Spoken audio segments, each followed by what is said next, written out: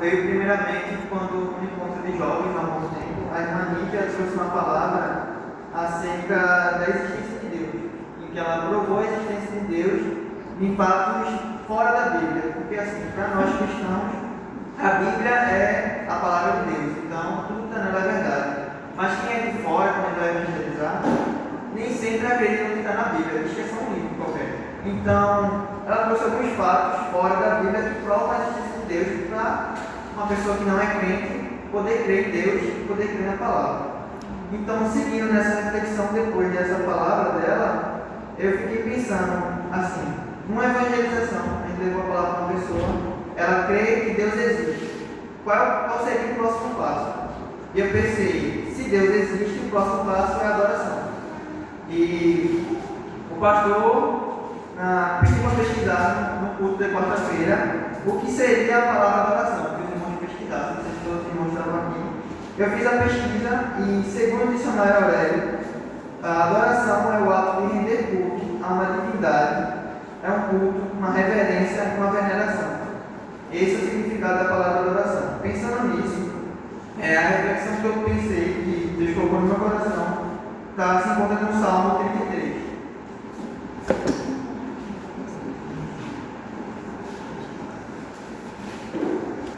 Regozijai-vos no Senhor, vós justos, pois aos retos convém o louvor. Louvai ao Senhor com harpa, cantai a Ele com saltério e 10 cordas. Cantai um novo cântico, tocai bem e com júbilo. Amém. Amém. Podem se sentar, igreja. Para esse primeiro 3 capítulos, esse salmo foi escrito por Davi, se não me falha a memória. E no título aqui na minha Bíblia está escrito louvor ao Deus Criador. Eu vejo aqui louvor como um ato de adoração a Deus. Então, louvor aqui vamos encarar como adorar.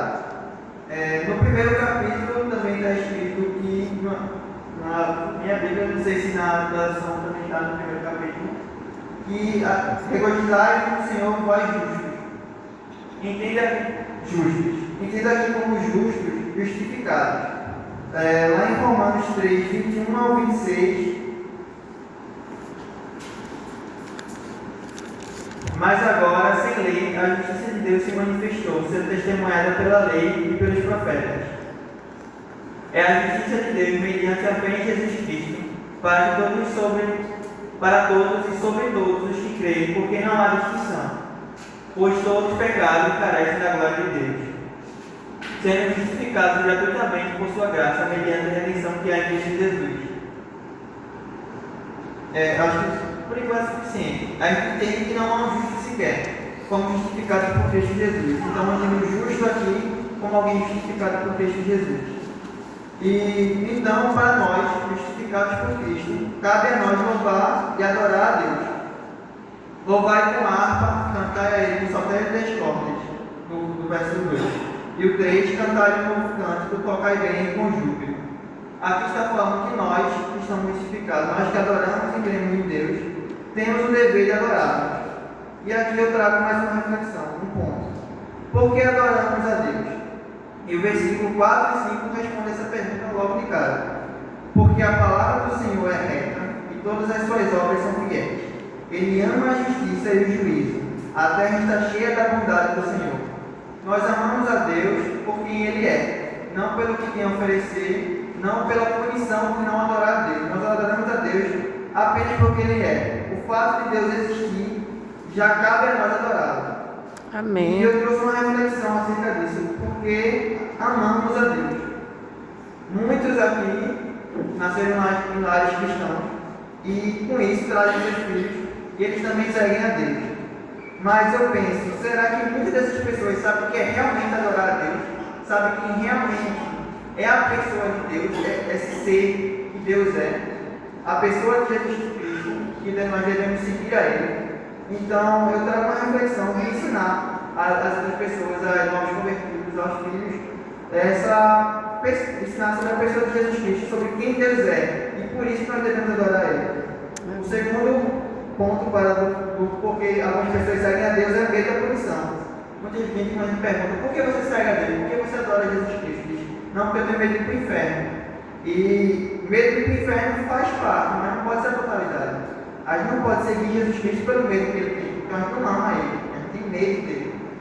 Então, nós devemos seguir a Deus por quem Deus é, e não pelo medo de ser punido por não amar a Ele, ou pela prosperidade. Nós vemos muitas igrejas hoje em dia que trazem a teologia da prosperidade. Eu sigo a Deus, depois Deus me dará algo de volta. Eu boto uma oferta aqui no púlpito e no gasofilácio, e depois Deus vai me dar em outro, vai me dar um carro, vai me dar uma casa. E não é bem isso. O exemplo de Jó é incrível quanto a isso, porque dele foi tirado tudo. Ele continua adorando a Deus. Então, assim como Jó, nós devemos amar a Deus por quem Ele é, não porque Ele tem a oferecer, não pela punição que nós temos, que podemos receber por não adorar a Ele, mas sim por quem Ele é. E se começarmos a adorar a Deus e amar a Ele por quem Ele é, então todas as outras coisas nos serão acrescentadas. Amém. Como também diz na palavra de Deus. E esse ponto que eu trouxe, eu fiquei orando muito a Deus quando eu pensava no que trazer, quando o pastor fez a proposta. E essa palavra no meu coração, eu comecei a trabalhar nela, mas eu continuei orando: Senhor, será que é isso que eu tenho que trazer? E Deus veio me confirmando. Tanto que esse ponto que eu escrevi, do porquê adoramos a Deus, que é amar a Deus por quem Ele é, Amanda falou isso na última pregação, que nosso relacionamento com Deus deve ser sem barreiras, sem condições. Não devemos condicionar nosso relacionamento a Deus a nada, não a punição, não a tradição, não a prosperidade. Deus não está provendo o que eu quero que Ele provenha na minha casa, e por isso eu vou parar de orar, eu vou parar de ler a Bíblia, eu vou parar de frequentar a igreja. É nesse momento que estamos passando por uma perda, por uma dificuldade, que nós temos que mais nos apegar a Deus. Amém. Seguindo o versículo 6. Aqui fala, pela palavra do Senhor foram feitos os céus e todo o exército deles, pelo Espírito da sua boca. Ele agita as águas do mar como num montão, põe os abismos em tesouros. Tema toda a terra ao Senhor, temam todos os moradores do mundo, porque falou e tudo se fez, mandou, logo tudo desapareceu, logo tudo apareceu. E aí entra no terceiro ponto, que eu escrevi primeiramente porque ele precisa ser adorado. Mas logo eu me corrigi: Deus não precisa ser adorado, Deus deve ser adorado. Lá em Atos 17, do 24 ao 25.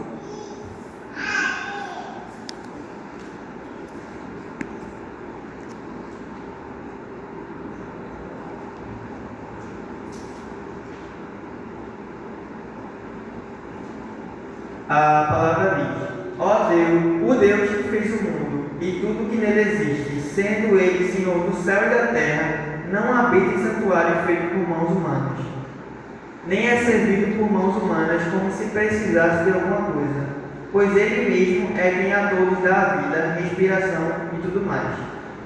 O que ele diz aqui não é que Deus não está presente aqui no meio de nós, Ele está aqui. O que esse versículo diz é que Deus, sendo o Criador de tudo, Ele não precisa ser adorado. Ele não criou a gente para a gente, porque Ele precisa que nós adoremos a Ele. É nós, criados, precisamos adorar Ele. A necessidade não vem de Deus, vem de nós. E nesse versículo diz que Ele não precisa de adoração nossa, como criatura. O próximo ponto que eu coloquei é que nós precisamos adorá-lo, porque fomos criados para tal. Nós vemos lá em Gênesis, do Gênesis 1, 26 e 27, e Deus disse: façamos o ser humano a nossa imagem, conforme a nossa semelhança. Tenha ele domínio sobre os peixes do mar, sobre as aves do céu, sobre os animais domésticos, sobre toda a terra e sobre todos os animais que rastejam pela terra. Assim Deus criou o ser humano à sua imagem, a imagem de Deus o criou, homem e mulher os criou. Nós fomos criados à imagem e semelhança de Deus. Logo, precisamos adorá-lo, para que nós, seres humanos, não somos totalmente perfeitos como Deus é. Nós somos pecadores, nós somos imperfeitos. E precisamos adorá-lo para que nossa imagem seja feita à imagem dele. Nós pedimos toda vez isso: Senhor, que nosso caráter seja formado igual ao caráter da pessoa de Jesus Cristo, que veio e morreu por nós. Nós temos que, como cristãos, nós seguimos o exemplo de Cristo. E é por isso que para a gente é natural adorá-lo. Toda a natureza, como diz aqui, no versículo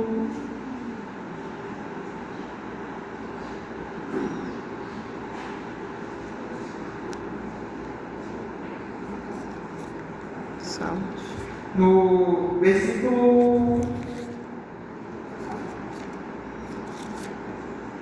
do Salmo 33. Tema toda a terra ao Senhor, temam todos os moradores do mundo. Nesse primeiro pedaço, ele monta, do 6 ao 9, ele monta o Deus Criador, o Deus que criou toda a terra e tudo que nela habita. E toda a criação, ela reflete a imagem de Deus. Nós, como seres humanos, quando nós vemos algo belo, vemos um bebê brincando, nós vemos uma imagem linda da natureza, vemos um arco-íris que foi a aliança de Deus feita conosco, nós nos alegramos, vemos, nossa, que cena bonita. Então, para a gente é natural adorar a Deus, é natural adorar essa imagem que Deus passa para a gente. Seguindo ainda no Salmo 33, do 10 ao 12. O Senhor desfaz o conselho das nações, quebranta os intentos dos povos. O conselho do Senhor permanece para sempre, os intentos do seu coração de geração em geração. Bem-aventurada é a nação cujo Deus é o Senhor, e o povo a qual escolheu para sua herança. Nesse pedaço, o Salmo retrata Deus como um comandante de um exército. Não há exército que se coloque contra Deus, porque Deus é o comandante de tudo. Quando nós lemos o Antigo Testamento, nós vemos muitas vezes, muitas brigas que o povo de Deus tomou com outros povos, que tentaram dominá-lo, tentaram fazer com que eles desaparecessem. Mas Deus sempre fez, sempre falando com o comandante, dizendo algo como: não vá agora, ou senão, agora vá, que eu me entreguei sobre tuas mãos do teu inimigo.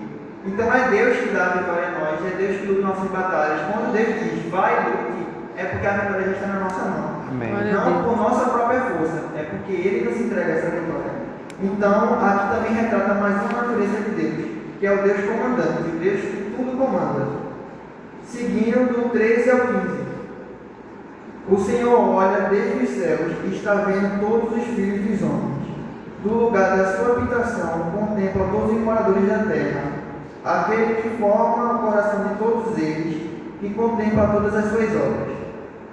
Aqui está retratando mais uma natureza de Deus, que é o Deus vigilante, o Deus que tudo observa e não só observa, ele não fica lá em cima alheio, olhando as coisas que acontecem na terra. Ele é o Deus que observa atentamente a tudo que acontece.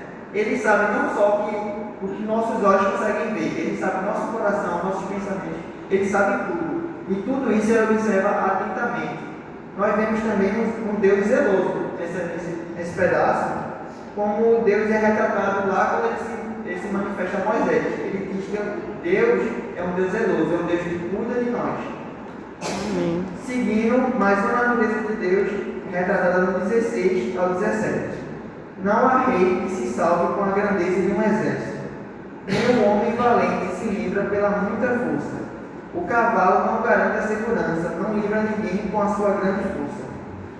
Aqui na tradução diz que o cavalo não garante a segurança, não livra ninguém com a sua grande força. Naquela época, a maior prova de uma força do exército era a quantidade de cavalos que ele tinha. Então, para ele, a quantidade de cavalos retratava que o exército era muito poderoso. Como a gente acredito que veja lá em Êxodo, que fala dos cavalos de Faraó, que grandioso era o exército, tão poderoso era aquele exército. Nem o cavalo daquela época garante a segurança. Não livra ninguém com a sua grande força, porque a força de um cavalo, comparada a Deus, é ínfima. É mais como uma força de uma formiga comparada à nossa. Então, hoje em dia, seria algo muito poderoso, seria uma grande nação que é comparada pela quantidade de bombas nucleares que ela tem. E nem elas, nós vemos que a quantidade de destruição que ela pode criar é comparada ao poder de Deus. Porque da palavra dele, assim que ele falou, tudo se fez. Então, grandioso é o poder de Deus. E então, o Deus que concede a vitória, não é a quantidade de cavalos que concedia a vitória, era quando Deus olhava para eles e diziam: vá, eu entreguei nas suas mãos o seu inimigo. Então, não há nem rei que se salva. Nós vemos lá na história de Israel, muitos reis se levantando, se colocando contra Deus, e Deus ia lá e destituía eles, e vinha outro no lugar, e ficou nesse ciclo vicioso por muito tempo. Então não há um rei que seja eterno além de Jesus Cristo. até a vida de Jesus, que não havia rei eterno.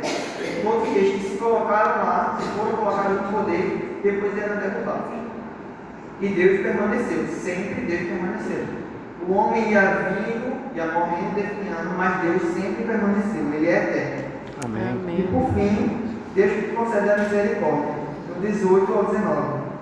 No 18 diz: Eis que os olhos do Senhor estão sobre os que o temem, sobre os que esperam a sua misericórdia, para lhe livrar as almas da morte e para os conservar vivos na fome. Deus misericordioso é retratado aqui nessas palavras, porque bem conhecemos esse salmo que foi escrito por Davi. Davi pecou e passou, acredito que mais meses pecando, porque ele mandou um dos seus comandantes que tinha uma mulher, ele tinha uma mulher e Davi queria ter relacionamento com a mulher, então ele mandou o marido dela para a guerra, colocou na linha de frente para que ele morresse e ele pudesse casar com aquela mulher. E isso foi planejado, um pecado contra Deus. E quando Deus mandou que o profeta apontasse a Davi que ele estava pecando, Davi logo se arrependeu e Deus o perdoou. Por mais que ele tivesse que lidar depois com as consequências do seu pecado, Deus perdoou o pecado de Davi e por isso ele não ia perecer. Então aqui Davi retrata mais uma vez a misericórdia de Deus, quando ele diz que eis que os olhos do Senhor estão sobre os que o temem, sobre os que esperam na sua misericórdia. Porque Davi pediu a misericórdia de Deus com todo o seu coração. E Deus foi lá, misericordioso que Ele é, Ele perdoou o pecado de Davi. E para encerrar esse salmo, do 20 ao 22 diz: A nossa alma espera no Senhor, Ele é o nosso auxílio e o nosso escudo. Pois nele se alegra o nosso coração, porquanto temos confiado no Teu santo nome. Seja a Tua misericórdia, Senhor, sobre nós, como Te esperamos. Aqui fala que nossa alma espera no Senhor. Ele é nosso auxílio e nosso escudo. Eu encaro esse final desse salmo como as consequências da adoração a Deus. Começando, entendendo o que é adoração, adorar a Deus por quem Ele é e adorando verdadeiramente a Ele, a consequência dessa adoração é Deus sendo nosso auxílio, o nosso escudo. Ele se alegra no nosso coração, por quanto temos confiado no Teu santo nome. Como nos hinos que foram tocados antes, falando que nós confiamos no Senhor, esperamos no Senhor, o Senhor é nosso auxílio, nosso escudo. Tudo isso é consequência da nossa adoração a Deus. E Deus nos dá como graça, porque nós não merecemos isso. Se achamos que merecemos alguma coisa, misericórdia de nós. Porque não merecemos nada, mas Deus nos dá gratuitamente, como graça. E o último ponto de reflexão que eu pensei seria como adorar. Ainda nesse Salmo 33, do 2 ao 3, Davi retrata louvor como adoração a Deus. No 2 ao 3 ele diz: Louvai ao Senhor com harpa, cantai a Ele com altério e 10 cordas, cantai-lhe um novo cântico, tocai bem e com júbilo. Aqui Davi retrata nós chegarmos no culto adorando a Deus com canções, retratando a pessoa que Jesus é, a pessoa de Jesus e Deus é, assim como ele fez no Salmo. Ele retratou vários pontos que Deus é, como Deus Criador, Deus comandante, Deus vigilante, Deus que concede a vitória e Deus misericordioso. Ou seja, adorar a Deus por quem Ele é. O próprio Salmo já retrata isso. Lá no Salmo 100, que foi lido hoje também, do primeiro capítulo, do primeiro versículo.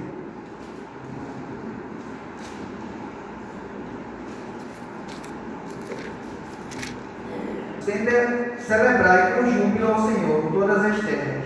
Então, servir ao Senhor com alegria e entrar diante dele com canto.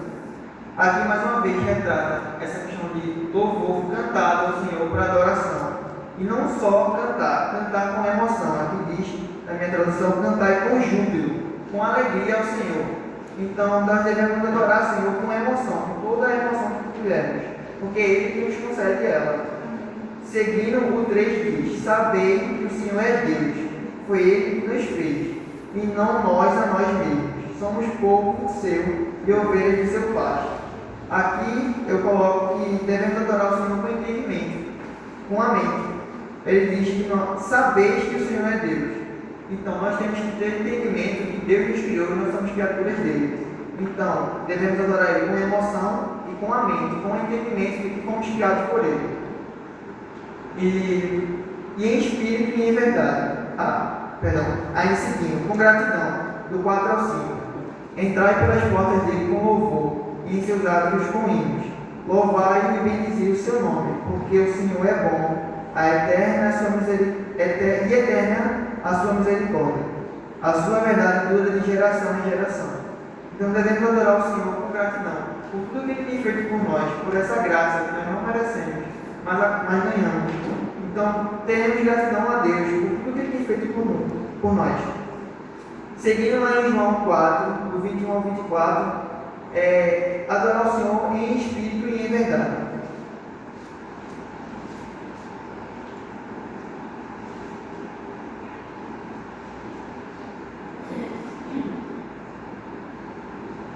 Disse-lhe Jesus: mulher, creio que a hora vem, em que nem neste monte, nem em Jerusalém adoreis o Pai.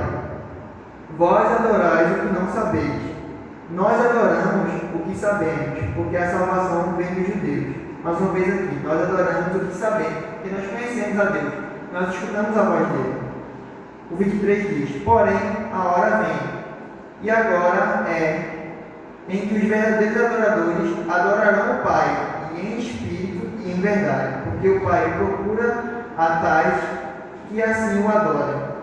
O 24 fala que Deus é espírito, e importa que os que o adorem em espírito e em verdade. A parte do espírito nem precisa exegese, porque o próprio texto já diz: Deus é espírito, então nós temos que adorar Ele com o nosso espírito, o Espírito Santo que Deus derramou sobre nós, que nos fala a todo momento o que devemos fazer. Esse é que devemos acordar para adorar a Deus. E adorar Ele em verdade, adorar Ele verdadeiramente, tendo consciência de que somos criaturas, que somos pecadores, e pedindo a sua misericórdia, e tendo consciência da graça que Ele derrama sobre nós, é que nós devemos o adorar em verdade. Essa foi a palavra que o Senhor colocou no meu coração para que seja dita aos irmãos. Que o Senhor possa falar aos corações dos irmãos e instruir vocês, todos nós, para adorá-lo verdadeiramente e ter essa consciência no coração de como deve ser adorado o nosso Deus. Amém.